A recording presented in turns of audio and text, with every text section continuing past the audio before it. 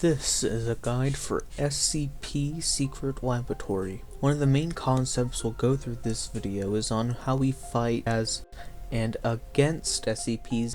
That also includes using all of your abilities at your disposal to ensure an outcome favorable on your side. We'll first go from the easiest SCP to play as to the hardest, and don't worry, the human guide will also be included then. For some starting advice, GHP bullets are generally better to use on SCPs. The sole exception is SCP-173, which takes more damage to AP rounds. Always stick in a team of 3 or more people if you're going to fight SCPs.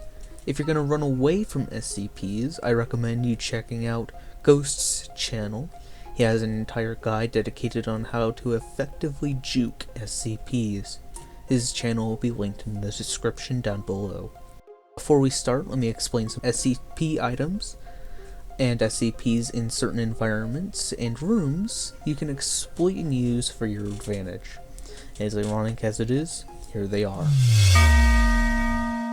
The Micro H.I.D is a weapon that can be found in the Micro H.I.D hallway variant room in the heavy containment zone. The room has a bulletproof locker and a random SCP item in it, in a main armory room containing the micro and a workbench. The room can be unlocked with a card tier 3 armory access, breaking the door using a grenade, and other methods. You can charge it up with right click, which needs 6 seconds to charge up. During this state, it consumes a little amount of energy, which can be seen on the gauge on the top of the weapon. After that, you can hold left click to fire out a burst of electricity that deals high damage to SCPs and insta-kills humans. After it runs out of energy, it cannot be used again unless taken at 914 on fine, which restores it to 100% energy. You can hold it in the ready to fire state by holding right click until ready to strike. You can use this to fight SCPs, but make sure to stay behind cover while charging it up. Then, once it's ready, charge the SCPs and use it to maximize time not dying and time spent killing. If you're the last on your team and a horde of enemies is coming down an elevator, you can use it to kill everyone inside the elevator, although I only advise this if you can fight the SCPs by yourself in a solo situation. I also recommend this with SCP-207.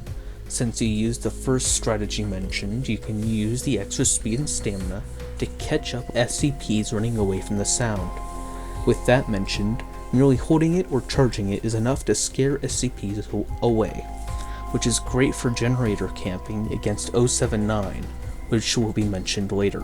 SCP-018 is a rubber ball, which when thrown, starts slow. They can achieve ungodly terrifying high speeds, which can be lethal to SCPs and you. Throw them in rooms to discourage them from going in, or throw them in elevators. Worst case scenario, deal a lot of damage, or best case scenario, kill them. And one tip, don't underestimate its killing potential. It's 049 and 939, careful. I got a tip, we want to run.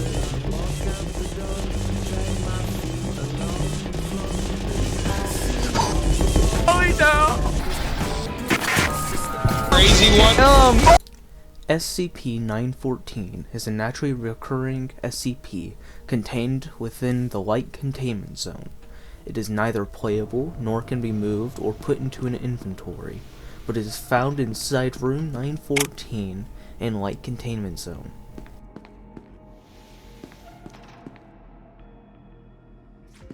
The machine is used to upgrade or downgrade items, consensus being that rough massively downgrades or destroys it.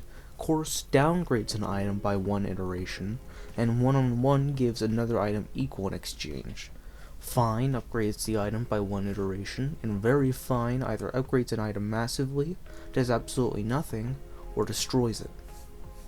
Though the consensus isn't always exact, so it's better to refer to an upgrade path which can be found in the wiki links, which I'll put in the description down below.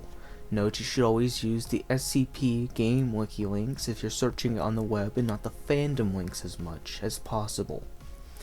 If you ever have a micro H.I.D, you can put it on fine to restore its energy back to 100%, or you can put it on course to get a jailbird, a baton stick with a charge ram feature, or you could also get the 3x particle disruptor, which is a railgun. Put a jailbird on 1-on-1 to get the 3x and vice versa. SCP-330 is a bowl of candy you can find in TCO-1 in light containment. You access it by getting a scientist's key card, interacting on the monitor in the viewing room, and getting access to the bowl. There are 7 candies total, in which you can take up 2 before you get your hands cut off. Each candy has their own effects, which we'll cover briefly. Blue candy grants 30 AHP that doesn't decay over time. Purple candy grants a slow health regen and light damage resistance to all damage sources. Green candy cancels the effects of certain negative effects and will cancel SCP-207's health drain and slowness respectively, and heal over time for 120 HP total.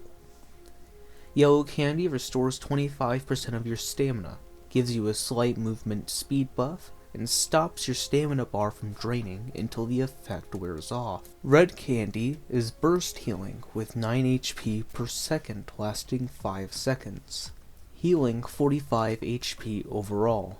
Rainbow candy is a mix of all of them, granting a small amount of HP, preventing stamina drain for 5 seconds, reduces severity of several negative effects, and 20 AHP that doesn't decay for 10 seconds, all on consumption. Pink candy, well...